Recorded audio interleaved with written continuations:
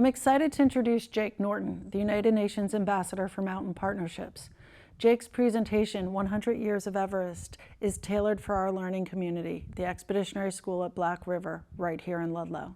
The origins of the expeditionary model grew out of the same historical era when Sir Edmund Mallory first set out to summit Everest. Having lived through World War I, Kurt Hahn set out to create a school where students would do things, not listen to stern teachers lecture. It would be a school designed to help kids discover their passions, not just prepare them for tests. Hahn's methods of instruction paved the way for the expeditionary learning model in the U.S., which was formalized by a partnership between Harvard Graduate School of Education and Outward Bound in the early 1990s. In 1993, when all that was happening, unbeknownst to us, Jake Norton and I were living out a similar educational philosophy when we enrolled in the School for International Training's college semester abroad in Nepal. SIT's main campus is just down the road from here near Brattleboro. Hiking the Himalayas prior to the invention of mobile phones and all this social media was a once-in-a-lifetime learning opportunity. Lessons that guide me today as ESBR prepares for its third year of operation. I'm grateful that almost 3 decades later, Jake and my paths have crossed again. At ESBR, we are teaching students to have a growth mindset, be intellectually curious and resourceful, and to be open to adventure. Jake's presentation tonight is tailored with our current and future students in mind. Days prior to this recording, Jake spoke privately with ESBR's trailblazers and coached them on how to write and research history with the passion and precision that he brings to this recording. We hope you enjoy it as much as we have. Excellent. Well, thank you, Kendra G. Namaste. And thanks to you all for coming out. To the students who are here, it was great to share with you the other day. And there will be a little redundancy, but a bunch of new stuff that I'm going to share tonight as well that we didn't get to on Tuesday. But to all of you, thank you so much for coming out and being here to listen to me blab and to share, and most importantly, to show your support for ESBR, for the Expeditionary School at Black River. It's amazing everything I know about it, and I know the leadership, Kendra, is bar none. And so it's an honor for me to be here and to be able to share and support the school. I'm going to attempt to share my screen here, which is always a dubious thing. Let's see. Okay. So now, okay, I think hopefully everyone can see that now. A big mountain and some people standing beneath it. So with that, I'll get going here. But again, it's really an honor. You know, as I said to the students the other day, you know, climbing can be a pretty selfish, self-indulgent pastime. And so for me, when I get the opportunity to take the stories and the things I've been fortunate enough to do in my life and share them with a wider audience, it's just truly a blessing to turn climbing around and make it something that's a little less selfish, a little less self-centered. So I'm thrilled and honored to be here tonight. And as I was doing research for and setting up this presentation, I started going back, as I always do, through favorite passages and quotes, and I came upon these two from a fellow New Englander. I grew up in Massachusetts, a guy by the name of Henry David Thoreau that I thought I would share with you because I think it really dovetails so well with everything that's happening and going on with the SBR. And so he said, "We boast of our system of education, but why stop at schoolmasters and schoolhouses? We are all schoolmasters, and our schoolhouse is the universe. To attend chiefly to the desk or schoolhouse while we neglect the scenery in which it is placed is absurd." And then again, I think it was in Walden where he said, "School learning has made me less wise than the day I was born."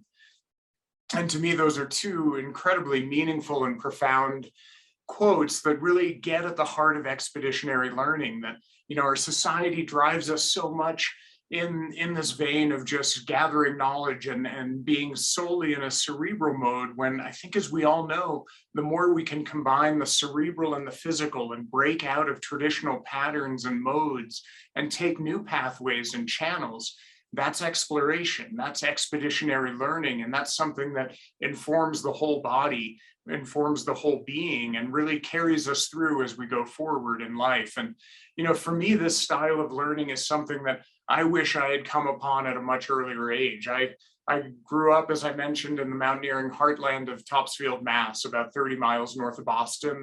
Closest mountains are the Whites. But I got into climbing at a young age, but it was really very segmented from my academic side. So I went out when I was, hold on, let me just switch, make sure my clicker is working here.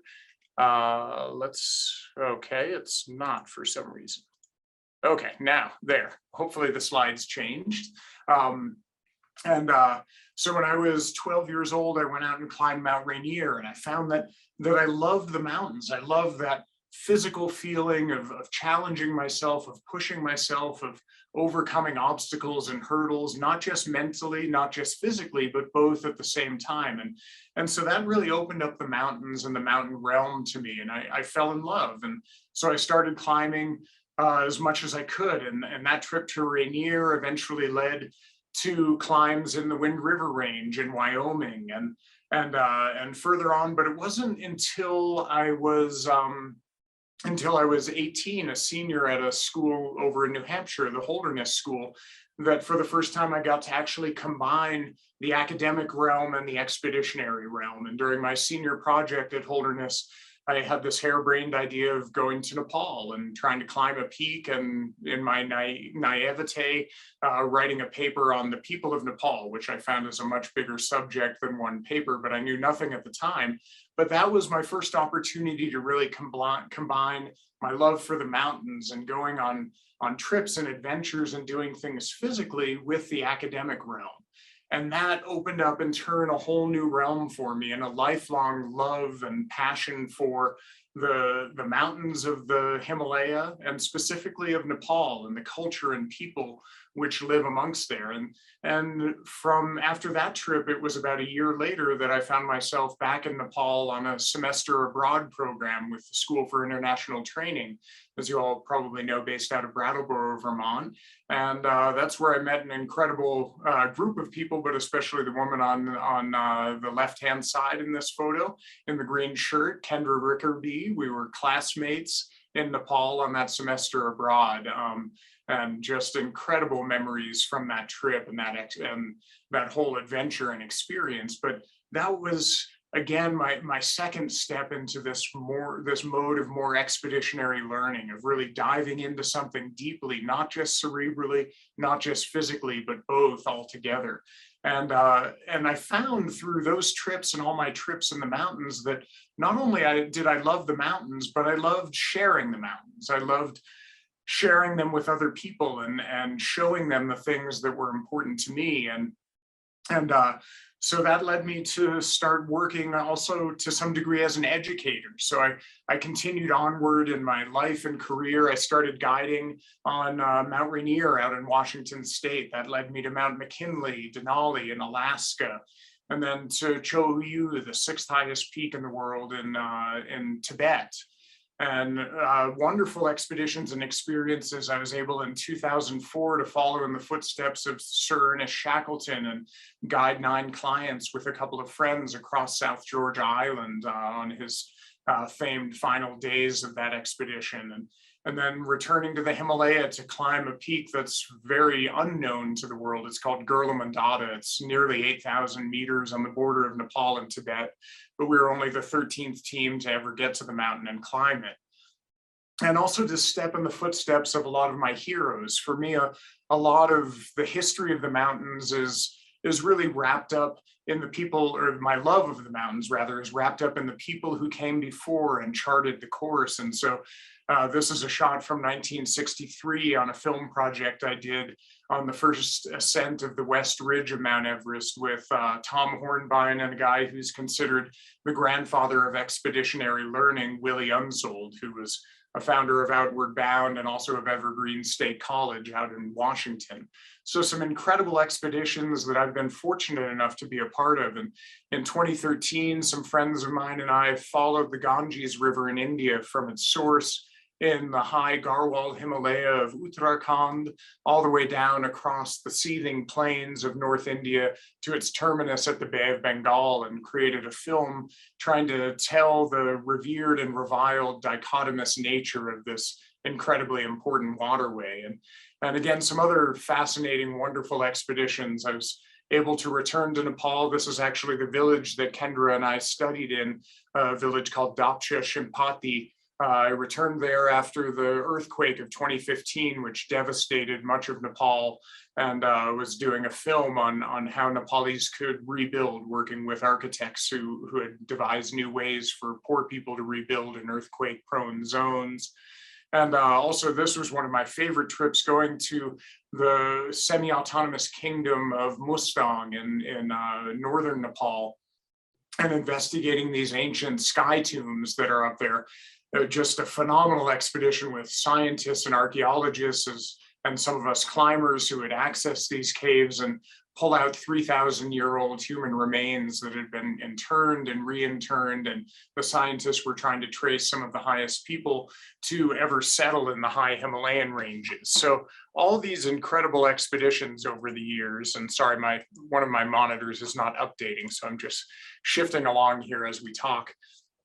But for me, maybe as a climber, maybe as just a lover of the Himalaya, for better or worse, my focus, my attention, and my expeditions have always, to one degree or another, drawn back to this mountain right here. I've always come back to it, Mount Everest, the highest mountain on Earth. And I've been lucky enough, or stupid enough, as my wife and kids would probably argue, to go to the mountain now 8 times. I've spent over a couple of years of my life on its slopes, and can say it's not a place I'd highly recommend to anyone, but it's a magical, wonderful mountain. My last expedition there was in the spring of 2019. That was my 8th expedition. And I was going back, that was my 5th time going to the mountain, specifically to look into the history of the mountain, the history that I've been fascinated with since long before I became a climber, the history of those early expeditions, the pioneers who set the stage and broke the first tracks on the Tibetan plateau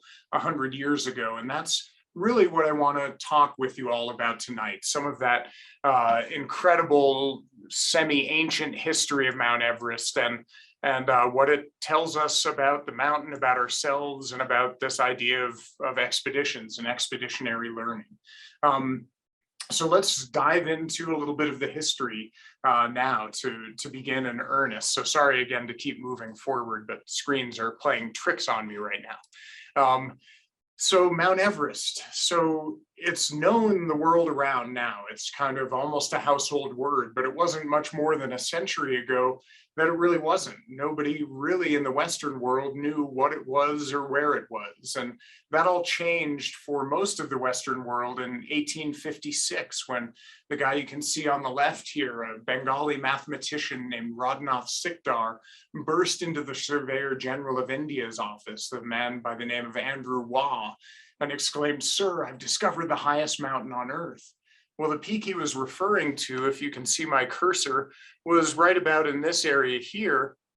And it was referred to on the maps just as simply Peak 15. And the British wanted to map the Himalayan region that was a blank spot on the map, mainly to help them control it and have more empire dominance of the region. And so they did this incredible trigonometric survey, starting with a baseline in Madras and using a theodolite to measure the high peaks. And Sikdar had nailed this peak that was referred to as Peak 15 at 29,000 feet on the nose. Well, Andrew Waugh thought, oh, that's an unbelievable number. Nobody will take us seriously.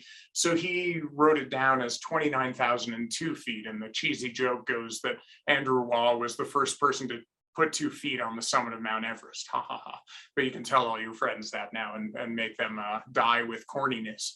But so the mountain, they very quickly, without any investigation really, decided that, well, it had no local name, so we're going to name it after the guy on the right here, the distinguished man with the beard, Sir George Everest, the first Surveyor General of India. Well, that quickly got dismantled and changed into Everest in Western diction.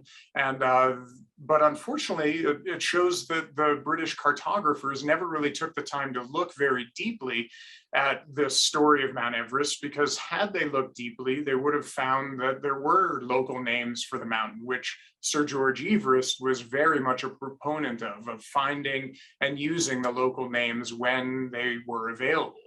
And so had they done their research, they could have easily gone over to Paris and looked in the archives there and found this map that was made by D'Anville in 1737. And if you zoom in on the bottom of the map, and D'Anville, just to give credit where credit is due, based his map on an earlier atlas produced by the Emperor Kangxi in 1708.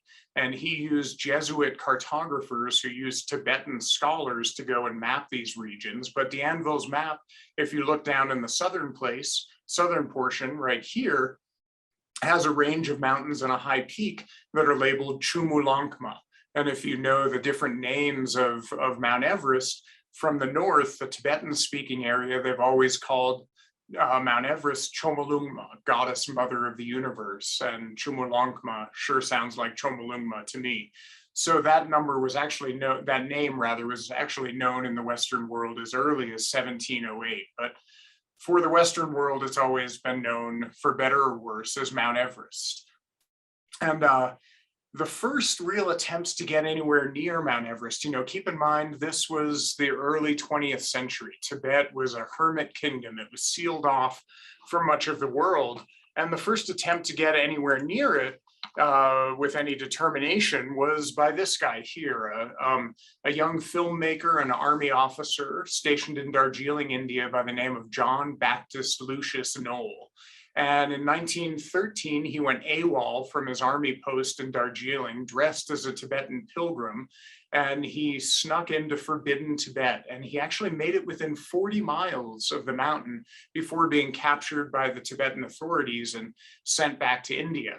But he went back to the Royal Geographic Society in London and reported his findings.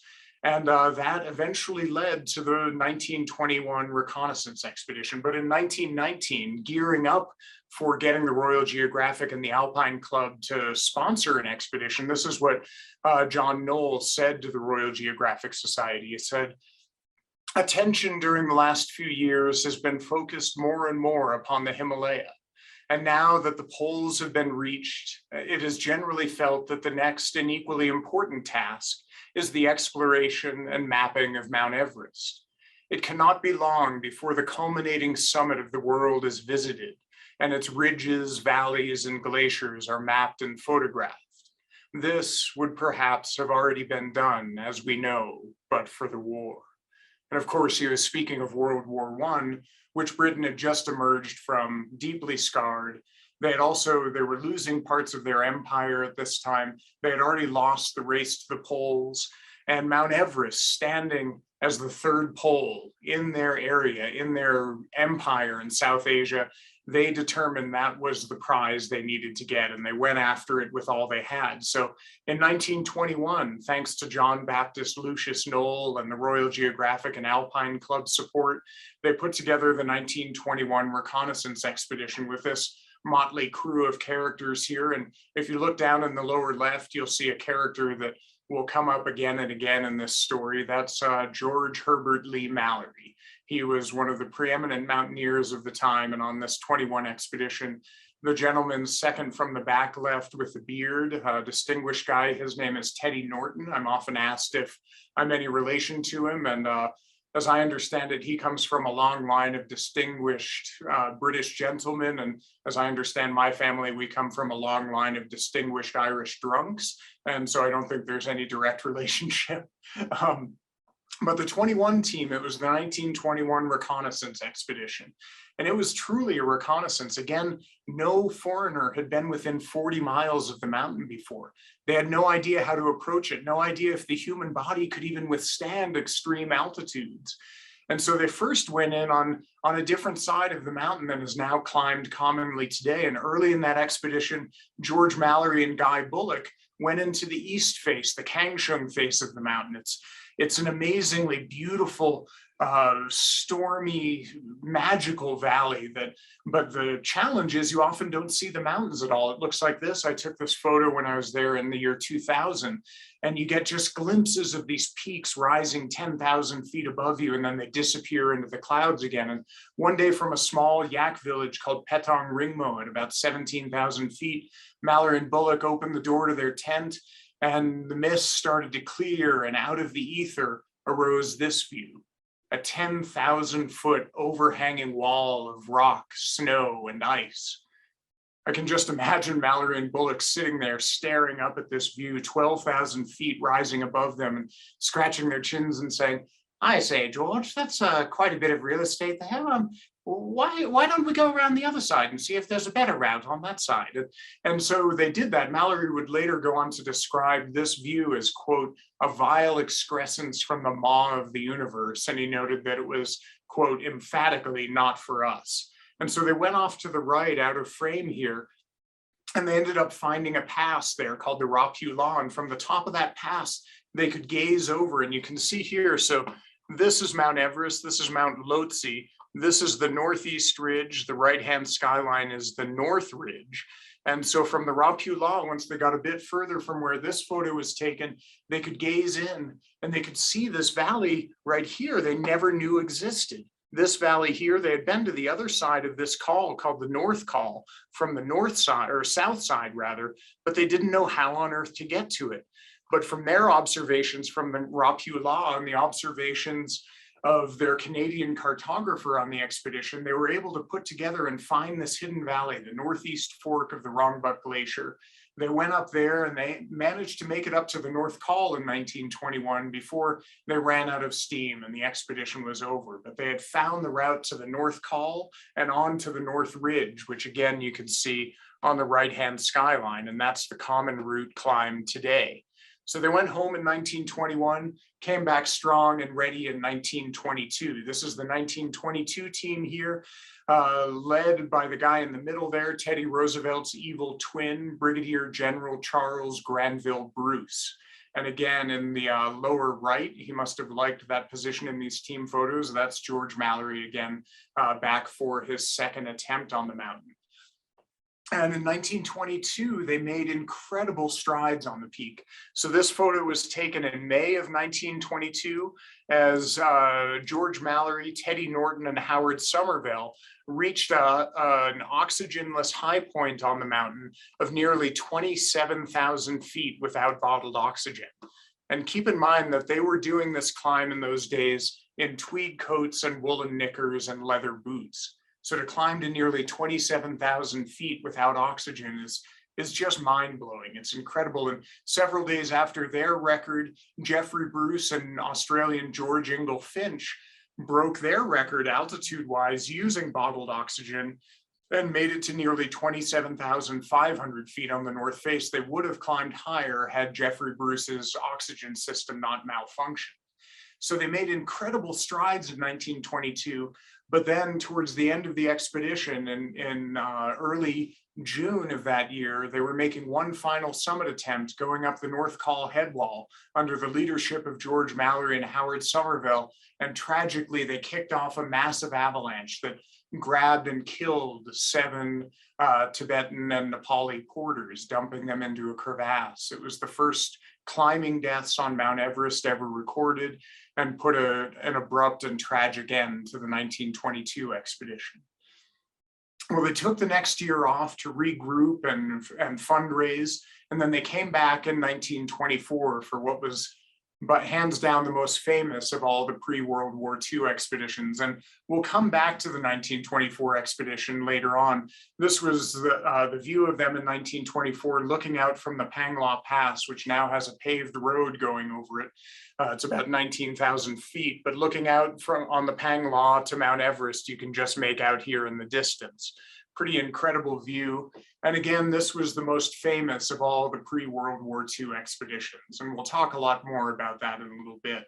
But one note about who these climbers were in these early days, because one thing happened in 1924 that gets overshadowed by the tragedy of what happened at the end of the expedition, when George Mallory, with his knee up on John Hazard's shoulder in the upper left-hand corner, and Andrew Irvin, who's in the far left corner, they disappeared at the end of the expedition and perished. But their disappearance overshadowed what happened 4 days before their deaths, when this photo was taken. This was taken by Howard Somerville of his teammate Teddy Norton as they went for the summit, climbing without bottled oxygen on June 4th, 1924.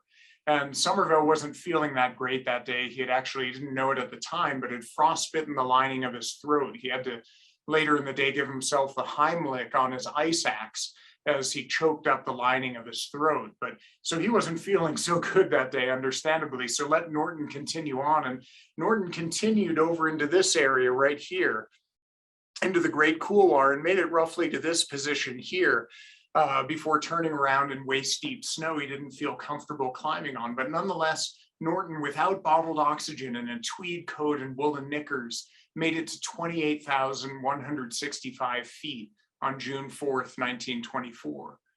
To give you an idea of how phenomenal that is, nobody on the face of the earth would climb higher without oxygen than Teddy Norton until 1978, when Reinhold Messner and Peter Hadler, two of the greatest climbers we've ever known, reached the summit of Everest from the Nepal side without oxygen. So these climbers of this early era were incredibly tough, gifted, determined, tenacious athletes. But so after the tragedy of 1924, coupled with the tragedy of 1922, the Tibetan authorities, the Dalai Lama, the abbot of Rongbuk Monastery, didn't want the British climbing on their high peaks anymore. They thought they had angered the mountain deities. They thought trouble was brewing, and so they shut down climbing for a period of 9 years. And nobody returned to Mount Everest until 1933, when this photo was taken. And the 1933 expedition was an incredible team. You can see them all here. And they did, I love the little hat here with the goggles on. They were even humorous as they climbed the mountain. But they had some incredible moments on that expedition. So in 1933, one of the things they did, they placed a high camp much higher than anyone had conceived of before. It was up in the Yellow Band at nearly 28,000 feet. And interestingly, this just shows how, and again, relating to the traditional academic vision of going from point A to point B and not looking at anything else, not expeditionary learning. So this is the last photo taken in 1933, taken by Frank Smythe out the door of their tent. You can see cans there, you can see a metal pack frame and the door of the tent. Well, in 1999, what's that, 66 years later, I was going up on our summit bid on May 17th, and walking through this area, you can see in the right that every climber has walked over for decades, and I tripped over a piece of metal. So I made a mental note of it as I was coming back down later in the day, found that piece of metal, yanked it out, and there was a porter's pack frame in my hand, and underneath it were tin cans and a sleeping bag in the door of a tent. And I had found the 1933 high camp almost perfectly preserved after all those years. Nobody had bothered to look at it, and unearthed some incredible equipment. And on my fourth time visiting that camp just in spring of 2019, I found one thing I had missed, a handwritten letter probably by Eric Shipton or Frank Smythe, frozen into the sleeping bag. So incredible. But this was their high camp in 1933. They made some valiant attempts on the mountain. You can see their route up here. There were 2 summit bids made on the mountain, going on Teddy Norton and Howard Somerville's route up to here. Neither of them made it any further than Teddy Norton had 9 years earlier. But interestingly, in 1933, a guy by the name of Wynne Harris ended up finding an ice axe sitting right here below the first step. And later on, it was determined that was Andrew Irvin's ice axe. So that was one of the first clues as to what happened to Mallory and Irvin on their fateful day back 9 years earlier. And I'll come back to that ice axe in a bit. This was Frank Smythe's view looking into the Great Couloir at the terrain that lay ahead of him, where he turned around roughly the same place that Teddy Norton had turned around in 24. And one thing that was markedly different in 1933 than the prior 3 expeditions was their relationship with and treatment of the Nepalis that climbed and Tibetans that climbed with them. This was really the first expedition where these guys started becoming true team members, not hired help, not people who were below on the totem pole, but actually climbing partners and team members. And especially these guys here, they were nicknamed the Tigers in 1933. They were the ones who helped establish the high camp and really were given huge kudos for all they accomplished. And the guy here in the middle, Ang Tarke, ended up being one of the most successful Tigers. He went on to climb an incredible number of peaks and was instrumental in all the successes, early successes on the high Himalayan peaks. So after 33, it took a couple years, but then the next excitement on the mountain, that same year in 1933, they also did the first flyover of the mountain. So the first planes flew over and did aerial photography of the mountain. That expedition was led by Commodore Douglas Hamilton, the Marquis of Clydesdale. I always love all these names.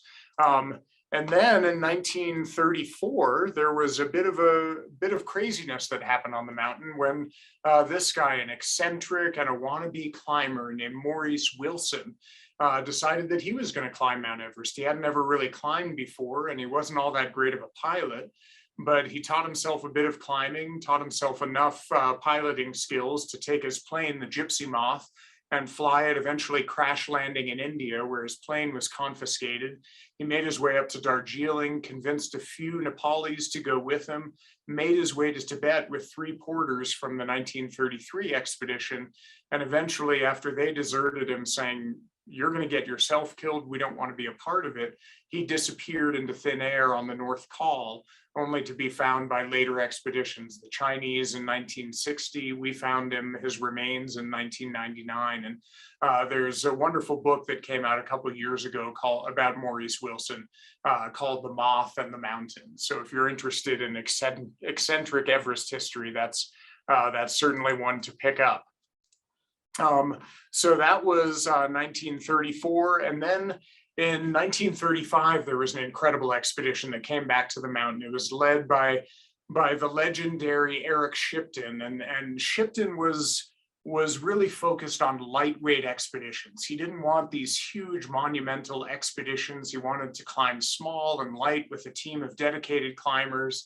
And the one problem with Shipton was he was more into climbing than reaching a predetermined summit. And so on the way into Mount Everest in 1933, Shipton and his team got a bit distracted, and they headed, instead of straight to the mountain, they pulled off to this range, the Amadrime and Niano Ri Massifs, and spent about 2 weeks climbing peaks there and doing some mapping. Probably missed their summit window, but they really pulled off an incredible amount of success in what Eric Shipton would describe as a veritable orgy of mountaineering, where they climbed some 24 unclimbed 22,000 foot plus peaks in the Everest region. And one of them was this peak Lingtrin that they got to the top of and looked down the other side and got the first views of the Nepal side of the mountain into what would later in 1953 become the standard route up the mountain, up through the Khumbu Icefall and the Western Khum. And they looked at it and got the first views, declaring that it was possibly a viable route. And one of the people who accompanied them on that first sighting of the Nepal side of the mountain was this guy here, Tenzin Norgay, who would later go on to help get the Swiss nearly to the summit in 1952, and of course reached the summit with Sir Edmund Hillary arm in arm on May 29th, 1953. So that was a pretty incredible expedition there in 1935. And in 1936, the British came back again. They don't give up easily. They came back on a massive expedition headed up by the man in the middle there, Hugh Rutledge. And that expedition was essentially a total failure. They had an early monsoon, and that really ran them into the ground. But again, they had incredible help from the likes of Ang Tarke and Tenzin Norgay on that expedition. So they came back one more time in 1938. This was the last of the pre-World War II Everest expeditions. It was led by H.W. Tillman, one of the most famous and prolific climbers and writers of the era. It's worth looking up if you like adventure and exploration writing. Shipton and Tillman together wrote incredible volumes and did incredible things over the years. But they didn't have all that much luck. The monsoon again in 1938 came very early, breaking on May 5th, which is remarkably early, and really shutting down a lot of that expedition. But they did manage, amazingly, despite all the snowfall that they had that year, they did manage to place their high camp up on the northeast shoulder, which I in turn ended up finding in the spring of 2004, the remains of it. That was pretty fun. And so they placed that high camp, and then they managed to climb only a few hundred meters higher than that. And as you can see, they had quite a bit of snow to contend with. So that was the last of the pre-World War II Everest expeditions. After 1938, the British requested permission to climb again in 1941, 42, and 43 from the Dalai Lama, but never got a reply. And then of course World War II broke out, and after the war in 1949, China invaded Tibet, and the borders of Tibet were completely sealed to the outside world. And simultaneously, the regime in Nepal that was called the Rana Regime, that was a xenophobic regime, was overthrown. There was a revolution in Nepal. The king was brought back and the doors were flung open. And so Tibet was shut down, Nepal was opened up, and all subsequent expeditions until really the late 70s, early 80s happened via Nepal, when Tibet was completely closed off. And so that is a very thumbnail sketch of the pre-World War II history on Mount Everest. But I wanted to come back now to the expedition that has captured a lot of my energy and my attention and my reading and my scholarship on the mountain over the years, and again, my expeditions, 5 of them to date. And that's the story of what happened in 1924. And I mentioned it earlier, that 1924 expedition. It was with George Mallory, as you can, I'll point him out. So you've got George Mallory here, Andrew Irvin, Teddy Norton, here's Howard Somerville down here. So an incredible group of climbers, and Noel Odell. These are all, Noel Odell up here. These are all characters that you'll hear me talk about here. So what happened on this expedition? So again, it was the most famous of all the pre-World War II expeditions. And a big part of that fame was not only what happened at the end, but who was on the trip. And hands down, the darling of the 1924 expedition was this guy here, who I've mentioned before, George Herbert Lee Mallory. Mallory was a married school teacher. He was 37 years old in 1924, and he was married to the love of his life, a woman by the name of Ruth Turner. And they had 3 children, John, Barrage, and Claire. And Mallory was 37 years old in 1924, almost 38. And like all the other members of the 1924 expedition, he was fresh off the heels of battle in World War I. He had served as a gunner on the front lines. And I think like all of those expedition members who had served in World War I, it affected them deeply, and it affected their perspective on life. And so when they came to Mount Everest, when Mallory came to Mount Everest, he wasn't so worried about the risk and about the chance of dying on the mountain. But I think they were all more worried, again, in the words of Henry David Thoreau, of the risk of coming to the time of their deaths and realizing that they had never fully lived. So they were less afraid of dying than not fully living. And as a result, they were willing to really give it their all. And Mallory was perfectly positioned to do just that. He was a gifted, incredibly gifted climber. He was known for his skill on steep and difficult rock. This is Mallory climbing in the Lake District in the UK. People called him Galahad of the Hills and said that watching him move on steep terrain was like watching poetry in motion. And again, this was Mallory's 3rd expedition to Mount Everest. As I mentioned, he was 37. He was 10 days shy of his 38th birthday when he disappeared. He probably knew going into it that he wouldn't have a great chance of coming back to the mountain if he didn't reach the summit this time. And he also knew that if he could reach the summit, his life and the life for his family would be secure.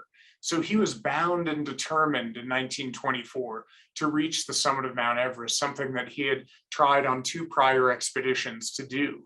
And oddly enough, Mallory wouldn't choose on his final fateful summit attempt, he wouldn't choose one of the Himalayan veterans like Noel Odell to accompany him on that final ascent, but instead he would choose the 22-year-old experiment of the expedition, Andrew Coleman Irvin, or Irvine as we say. It's actually Irvin, kind of like Everest. But Andrew Coleman Irvin. And Irvin was known as the experiment of the expedition because he really was. He was a 22-year-old student at Oxford University.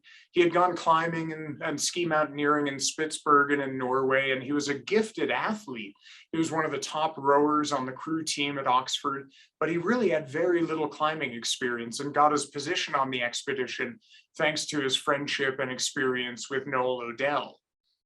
But what Irvin brought to the expedition was not only physical stamina and strength and a great disposition and sense of humor, but also an incredible natural ability at engineering.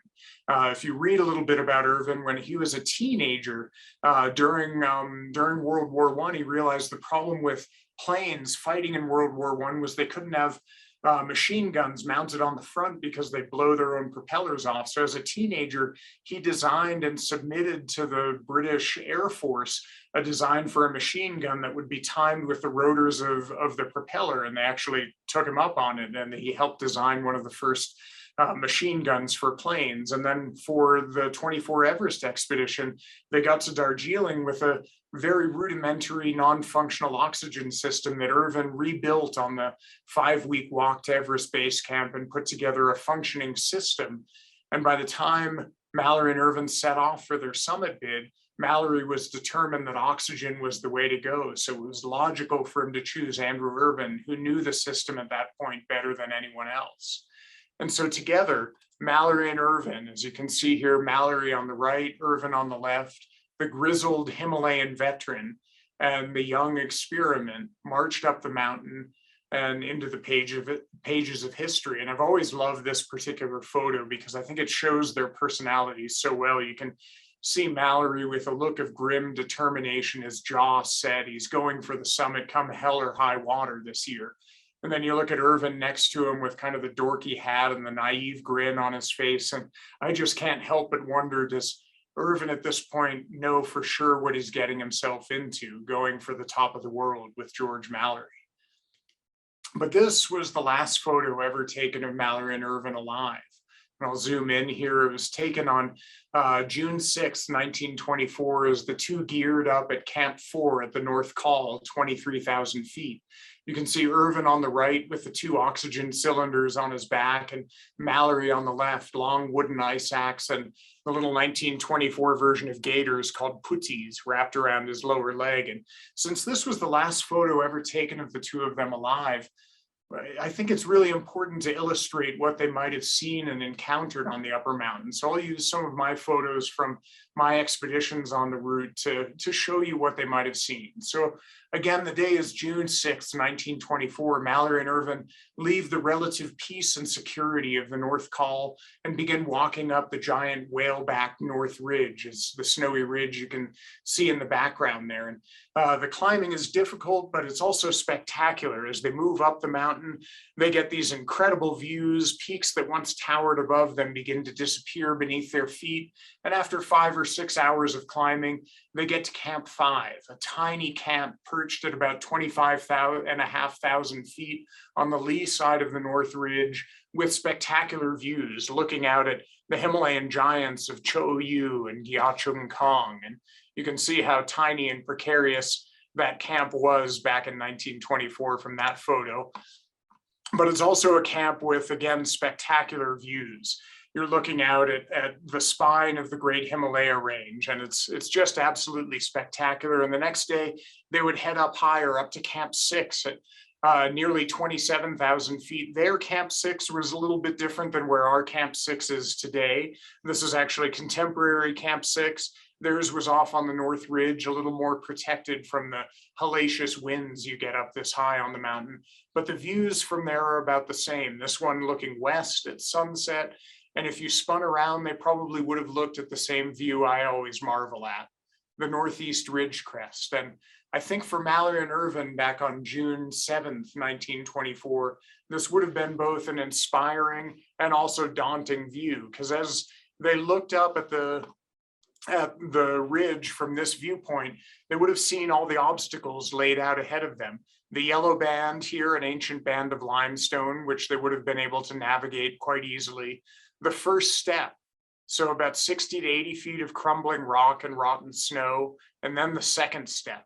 That must have been quite scary to look at. That's the most difficult part of the climbing route today on the Northeast Ridge. It's an 80-foot dead vertical sawtooth jag of rock sticking like a ship's prow out of the ridge crest. So Mallory and Irvin must have looked up at it and said, can we get up that? Can we climb it? But they also would have looked at it and said, if we can just get to the top of that step, the summit of it is ours. We can bypass the third step and get up onto the summit beyond. So they probably would have been both daunted and excited going to bed that night. And the next morning, they would have woken up early and left camp early, but we know they didn't leave camp too early because their teammate Noel Odell found their head torches left behind at high camp. But sometime early in the morning on June 8th, 1924, Mallory and Irvin woke up to the dark and unforgiving cold of night at high camp, fired up their stove, had a bit of food and water, and set out climbing. And we know that the weather on June 8th, 1924 was a little bit unsettled. There were storms moving in and out, but we can assume that after a couple hours, 2 to 3 hours, they had navigated up through the yellow band, probably gotten on top of the first step, which wouldn't have been too difficult. And from there, they would have gazed out at the summit lying in front of them. They would have seen all the difficulties. Again, the summit pyramid here, this is the second step, and this is Mushroom Rock, a prominent feature and a rest break area. And I'm sure from the top of the first step, Mallory and Irvin would have done what I always do up there and say, well, let's go on to Mushroom Rock, take a break there and reevaluate the situation. And given the storminess we know they had that day, that's probably what they did. So they move on to Mushroom Rock and they get there after maybe another hour or less from the first step. It's probably the sun is shining on them at this point and it's game time. They peek around the corner at the terrain that lays ahead. And they can see, again, the second step, the most difficult part of the climbing route, rising above, and just beyond that, the summit. Again, the mountain is reiterating to them, if they can just get up the second step, all the difficulty is behind them. The summit is theirs. So what did Mallory and Irvin do at this point? It's a question I've always wondered. Did they throw caution to the wind with storminess and difficult terrain ahead of them? Did they throw caution to the wind and keep on pushing? Or did they turn around as I did in 1999 on my first trip right at this point? I looked at my watch, it was too late in the day, there were storms coming in, and I said, no, it's not in the cards for me. But personally, I find it hard to believe that George Mallory could have even gotten himself to do it at that point. Again, he was on his third expedition, he was 37, almost 38. He knew he might not get another chance. He was this close to the mountain, and he was determined to get to the summit that time. He had written some letters back to family and friends during the expedition, and early on in the expedition, as they established the climbing plan, he wrote to his wife Ruth and said, "Dear Ruth, it's almost unthinkable with this plan that I shan't get to the top." And later on, he wrote to another friend saying, "It's going to be more like war than mountaineering. I don't expect to come back." And to another friend, he said, "We're going to sail to the top this time and with God with us, or we'll stamp to the top with our teeth in the wind." And Mallory's close friend, Jeffrey Winthrop Young, said Mallory wouldn't have, even couldn't have turned around that close to the summit of Everest, simply because, quote, Mallory was Mallory. So what did they decide to do here? Unfortunately, we don't know. All we had before we set off on our first expedition to look into the history and the story and the mystery of Mallory and Irvin in 1999 was 3 clues, one of which I referenced earlier. The first clue as to what happened to them actually came on that same day, June 8th, 1924, Noel Odell, their teammate, was climbing up to high camp in support of Mallory and Irvin. And at about 26,500 feet, he climbed about a 100-foot rock tower. And he was, as he said, in a state of jubilation at having found the first definitive marine fossils on the slopes of Everest. And he gazed out at the northeast ridge crest up at the crest, and he saw two tiny black spots silhouetted, and the black spots moved. One moved up a great rock step a short distance from the base of the final pyramid. And as he wrote, the second did likewise. And then the whole fascinating vision vanished, enveloped in cloud once more. But he had seen Mallory and Irvin moving less than 1,000 feet from the summit of Everest. He initially said that he saw them on top of the second step. He later revised that, saying maybe it was the first step.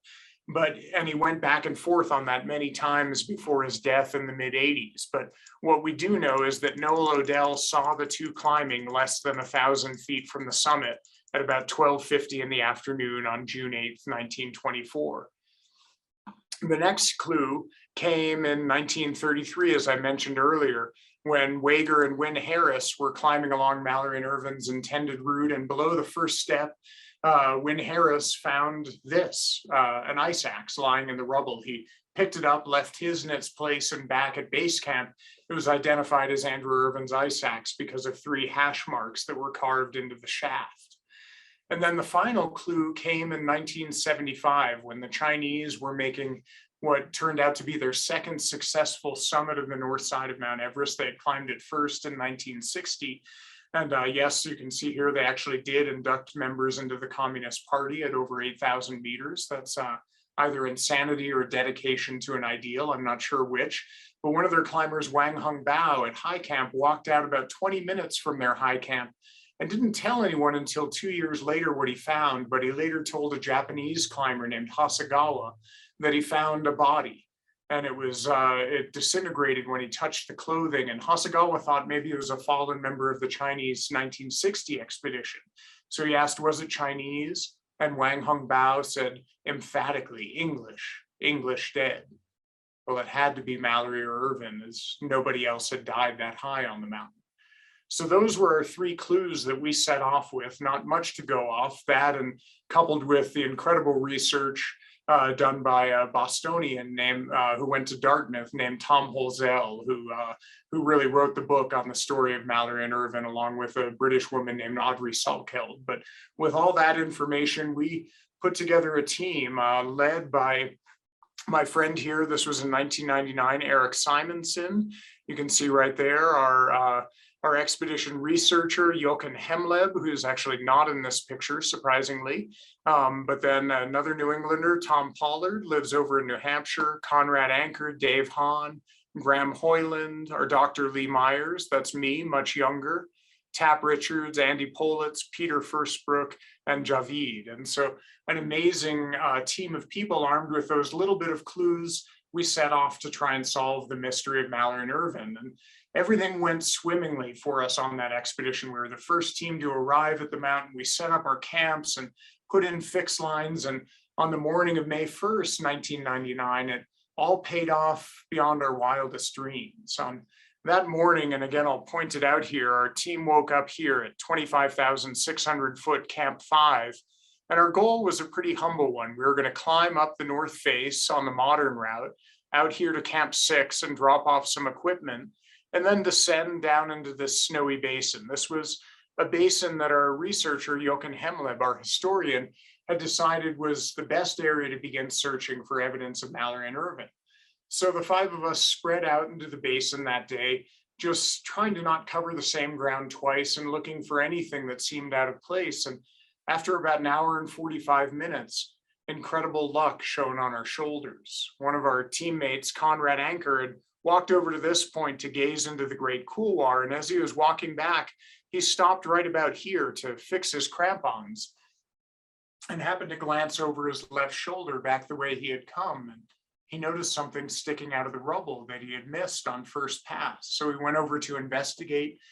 And when he got on scene, he immediately hopped on the radio and called a mandatory team meeting.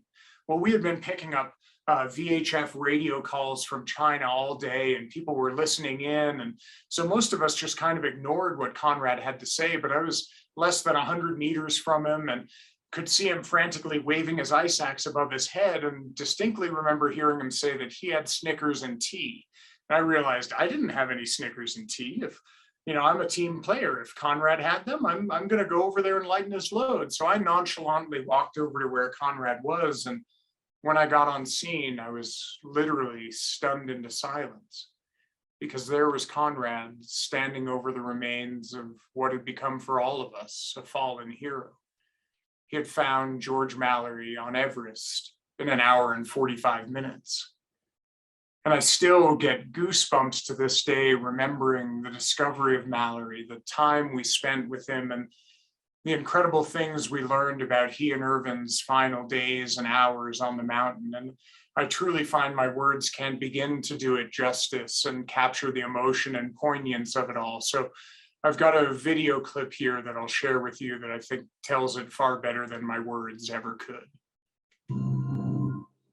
Looking at him, I mean, I'm still struck by it, like a Pompeii victim.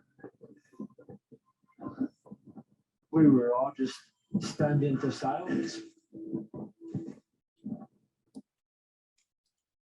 Oh, sorry about that.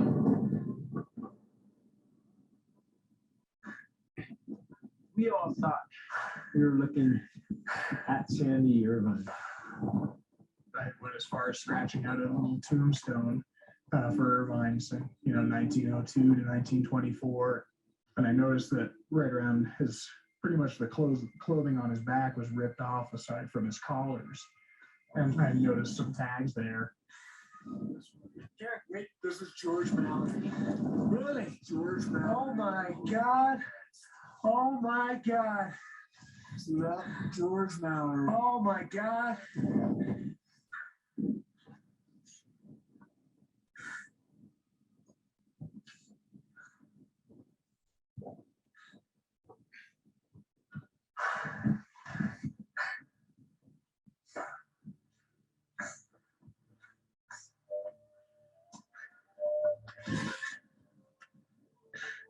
The Lord is full of compassion and mercy, slow to anger, and of great goodness. As a father is tender towards his children, so is the Lord tender to those that fear, for he knows of what we are made. So as you can see, and I apologize for the Japanese subtitles, I did a presentation on this in Japan a couple of years ago, and that's what those subtitles were for. But as you can see, it was a poignant series of moments for all of us. We spent about 5 hours with Mallory that day, chipping him out of the snow, ice, and rock in which he was encrusted, finding incredible artifacts, telling artifacts on his body, before finally, as you saw at the end there, laying him to rest and reading Psalm 109 as Andy Politz read over his remains as we buried him and laid him to rest as best we could. We found incredible artifacts, telling artifacts on his body, but unfortunately nothing concrete, nothing definitive that told us, why did it do that? That told us beyond a shadow of a doubt whether or not Mallory and Irvin reached the summit in 1924. It was still and remains to this day a mystery. I ended up going back with essentially the same team. We went back in 2001, searched more for Irvin, searched more for clues, found a great deal, but again, nothing definitive. I returned again in 2004 with my friend Dave Hahn, and we searched most of the upper yellow band on Mount Everest. Again, came up empty-handed, and then returned one more time in the spring of 2019, as I mentioned, to search once again on an expedition, doing a film for the Discovery Channel. And once again, we came up empty-handed on a fourth search expedition. And there's been several others since then, or in the intervening years. Jochen Hemlem went back for 2 different expeditions. Michael Tracy has been there. There's been many different search expeditions over the years. And sadly, I'm beginning to come to the conclusion these days that perhaps we never will know if Mallory and Irvin reached the summit. And in some ways, I actually love that, because perhaps that's actually the better answer. And perhaps myself and many others like me who have been searching, wondering if they reached the summit, are missing the point entirely. And I think George, I'll end with one more line from George Mallory. And in 1923, he had spoken to a sold out crowd at the Broadhurst Theater in New York. And as usual, afterwards, he was surrounded by a throng of reporters, all clamoring, going, Mr. Mallory, why do you want to go back to Everest for a third time? Well, they'd been on a slideshow tour in the US for 6 months, and most of the US reporters wouldn't listen to his philosophical ramblings on the subject. So at first he just wrote them off and said, the flippant, now famous response, because it's there. And they all wrote it down and said, we love it, that's great. And he kind of said, you Americans, I was joking. But later on, he decided to wax more eloquently to the New York Times. And he said this, which I think kind of sums up everything that we're talking about and everything that we're supporting here tonight. He said, the first question you will ask, and which I must try to answer, is this: what is the use of climbing Mount Everest? And my answer must at once be, it's of no use.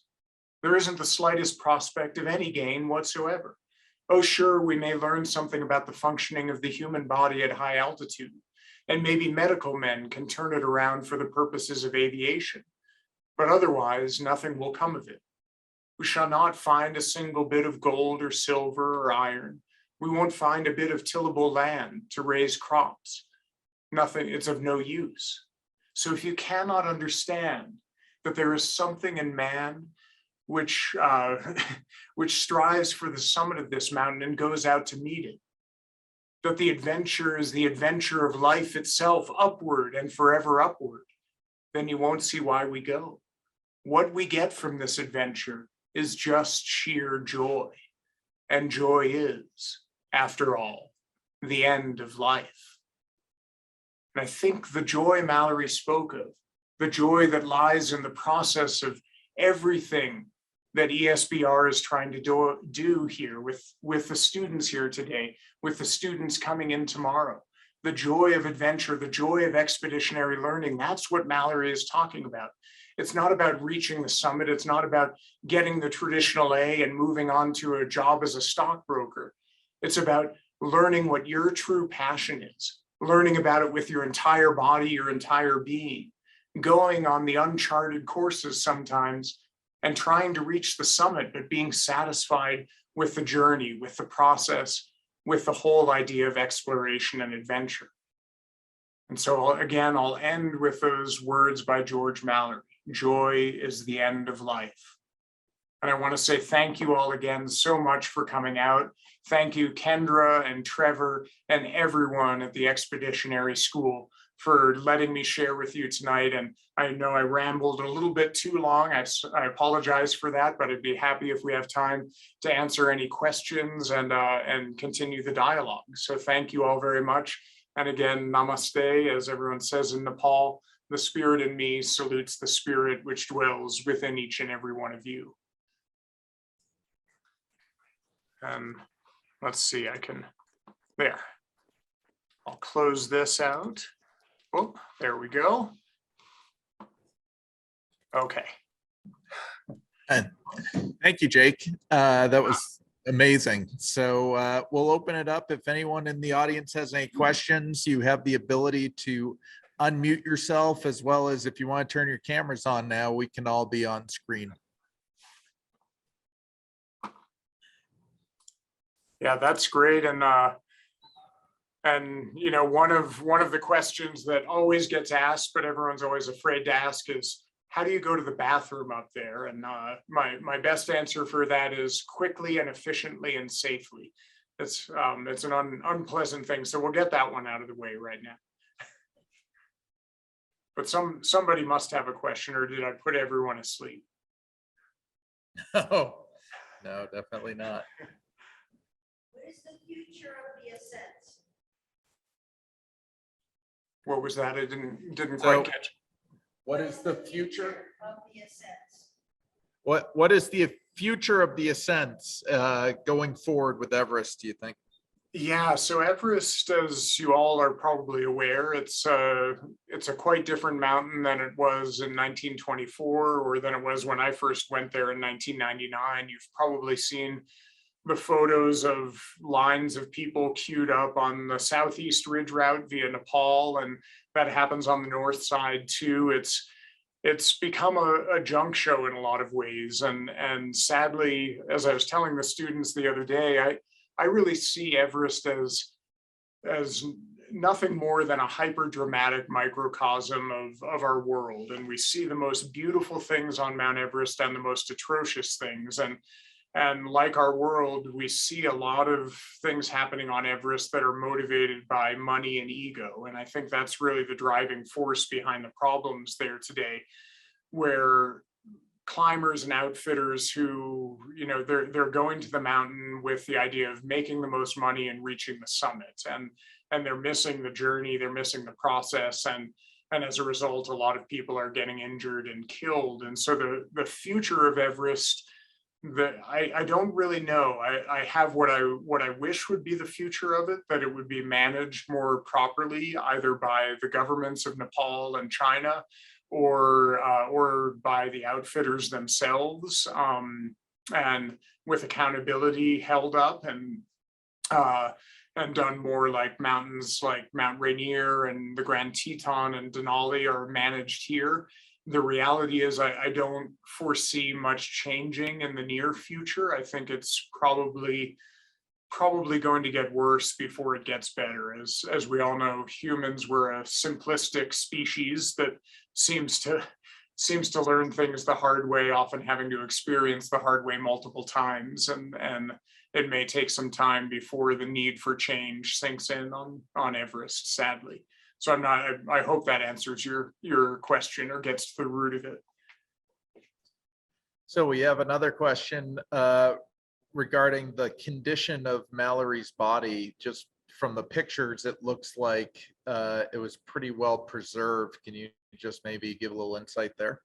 Yes, yeah, it was almost perfectly preserved, or as perfectly as one could hope it to be. And what happens up there is, not to get too graphic, but you don't have any freeze thaw going on. So his body was essentially desiccated. You have a process of sublimation. The water essentially evaporates without thawing action. And so Mallory was kind of leathery, for lack of a better term, but everything with no freeze thaw was completely preserved. I mean, I was pulling items out of his pockets, a letter from his brother Trafford that looked like it had been written 2 days before, and just incredible artifacts. So he was almost perfectly preserved. You might have been able to tell from the photo that he did have some damage, mainly in his buttocks and his lower leg, and we believe those points of damage were done by these giant ravens that the Tibetans call goraks. That if you know ravens, they're very smart. They know to follow humans, and humans indicate food. And so they ride the thermals up the north face of Mount Everest, and they must have found Mallory's body at some point. And that was really the only decomposition that had happened to him. So another question came in about, why did you leave Mallory's body on the mountain? Yeah. So Mallory's body, the expedition leaders, Eric Simonson and Jochen Hemleb, had been in touch with the Mallory family before we left, his daughter Claire and his son John, and asked them and Irvin's family, should we find their remains, what would they want done? And the expedition gave them 3 options. We could leave them on site and inter them there. We could try and bring them back down to base camp and bury them there, or we could try and repatriate their remains. And again, I wasn't part of those conversations directly, but my understanding was both families said, no, if you find their remains, bury them there. There's no sense risking additional people to try and bring them down. So that was at the request of the family. Then it looks like we have maybe one question before we wrap up, which is, how long did it take to climb Mount Everest? Yeah, so these days it's getting quicker and quicker. A lot of teams now pre-acclimate. They use a hyperbaric chamber and sleep in it for weeks in advance of the expedition, so you get there somewhat acclimated. So most expeditions, though, are still in the 2-month range. That's including travel to and from the Himalaya, travel to and from the peak, and then the long process of acclimatization, where rule of thumb is that your body can do about 1,000 feet a day. And the expedition style of climbing, you're going up and down, you climb high, push into a new altitude, sleep low. And so you end up climbing portions of the mountain 3, 4, maybe 5 times over the course of the expedition. But the whole thing is about 2 months. And you juxtapose that against Mallory and Irvin's day when they left London or Liverpool in February and didn't get home until late June, early July. So it's still long these days, but nothing like what they had to endure. And then we have one last question, which is what informed your desire for adventure, and what do you think spurred that in your educational journey?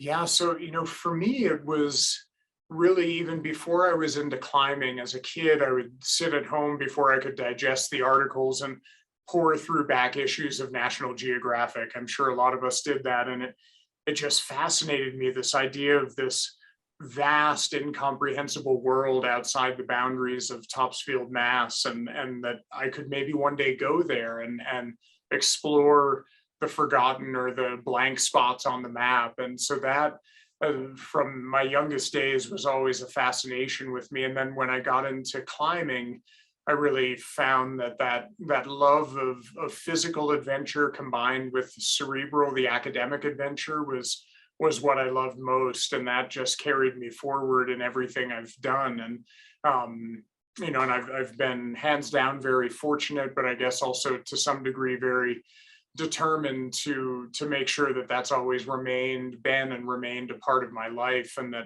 I've intentionally never followed the conventional path, opting instead to figure out how to make it work, following my nose and doing the things that inspire me. And knock on wood, it's worked so far. Right on. Well, thank you very much. That was amazing. Yeah, Really well, thank you all. Thanks so much. I appreciate you all and everything that ESBR is doing. So thank you again, and namaste to you all. And thank you, Kendra G. I hope to see you in the flesh someday soon.